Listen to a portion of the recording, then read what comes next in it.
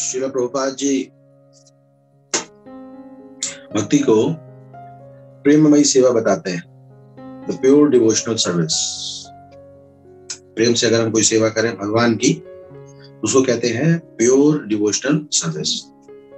और रूप गोस्वामी भक्ति रसामृत सिंधु में कुल ऐसे 64 भक्ति के अलग अलग अंगों को दिए। उन कई प्रकार की सेवाओं में जो हम करते हैं उसका उल्लेख जो है हमारे चैतन्य चरितामृत में, जो अंत लीला है वो इस प्रकार से आता है कि इस अंत लीला 4वां अध्याय श्लोक संख्या 70 में है, भजनेरम मध्ये श्रेष्ठ नाम विदा भक्ति नवविधा भक्ति कृष्ण प्रेम कृष्ण दीते धारे महाशक्ति। तो भक्ति के जो है वो 64 अंग है, 64 अलग डिवोशनल सर्विस है। उसमें बताया कि जो 9 विधा भक्ति, श्रवणम कीर्तनम विष्णु स्मरणम अर्चनम वंदनम दास्यम साख्यम आत्मनिवेदनम, ऐसे 9 विधा भक्ति, 9दा भक्ति जो है, 9दा भक्ति जो है वो अंतलीला के 4 सत्र में बताया जा रहा है कि वो मोस्ट इंपॉर्टेंट है। और उसमें से भी जो मोस्ट इंपॉर्टेंट श्लोक है वो अगले श्लोक में बता रहे हैं, यानी कि 4:71 में 4.71 में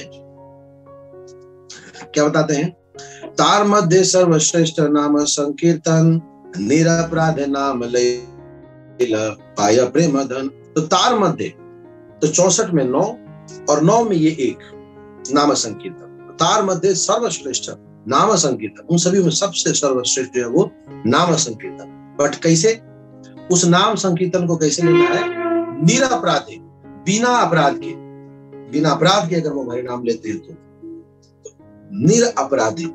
तो बहुत सारी सेवाएं हम करते हैं भगवान की।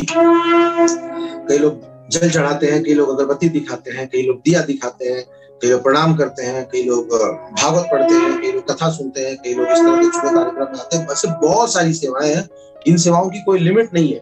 पर फिर भी एक ऐसी सेवा जो सर्वोपरि है वो है नाम संकीर्तन। खास करके इस कलयुग में बताया गया है, इस नाम संकीर्तन का बहुत महत्व है, इस हरि नाम का बहुत महत्व है। कोई भी सेवा अगर हम कर रहे हैं और साथ में अगर हम नाम नहीं ले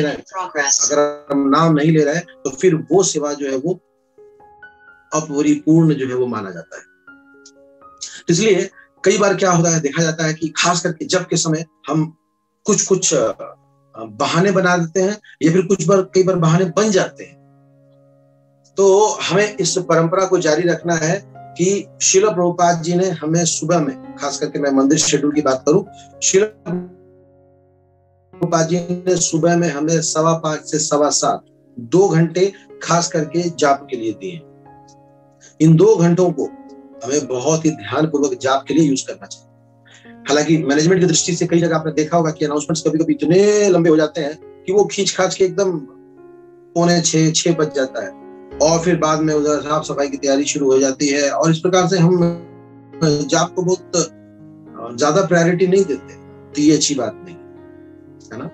मुझे अच्छी तरह याद है, जब हम कुछ साल पहले हम मायापुर में थे और उसमें गुरु महाराज से मिलने के लिए गए थे, तो वहां पे कुछ भक्त डिस्कशन कर रहे थे कि कुछ सन्यासी ऐसे हैं जो सुबह में मीटिंग जो स्टार्ट होता है, मीटिंग स्टार्ट होने के पहले अपने दरवाजे के बाहर ना एक स्लिप लगा देते हैं, do not disturb before 9 AM, 9 बजे के पहले कृपया डिस्टर्ब ना करें। जनरली हम लोग इसलिए लगाते हैं ताकि हम सो सके अच्छे से, है ना, डू नॉट डिस्टर्ब, ताकि हम अच्छे से सो सके। लेकिन यहाँ पे क्यों लिख रहा है, इसलिए ताकि वो आराम से भजन कर सके, आराम से भगवान का नाम ले सके।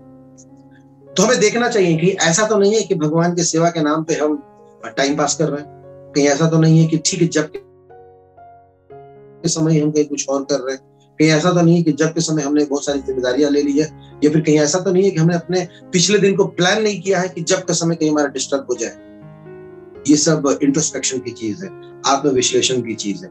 कोई हमें बताने वाला नहीं है, कोई हमें समझाने वाला नहीं है। हमारी जिंदगी, हमारा समय, हमारी बुद्धि, हमारी उपयोगिता, हमें देखना चाहिए कि हम प्लान करें, हरिनाम को प्रायोरिटी दें। शास्त्र खुले तौर पे कह रहे हैं। इससे क्लियर हो क्या होगा, श्रीमद् भागवतम के 6ठे स्कंद में अजामिल के प्रसंग में भर भर के दिया हुआ है इस नाम की महिमा। उसी तरह 11वें स्कंद में और चैतन्य चरितमृत के अंत में तो बिल्कुल क्लियर है, नाम संकीर्तन इज एवरीथिंग।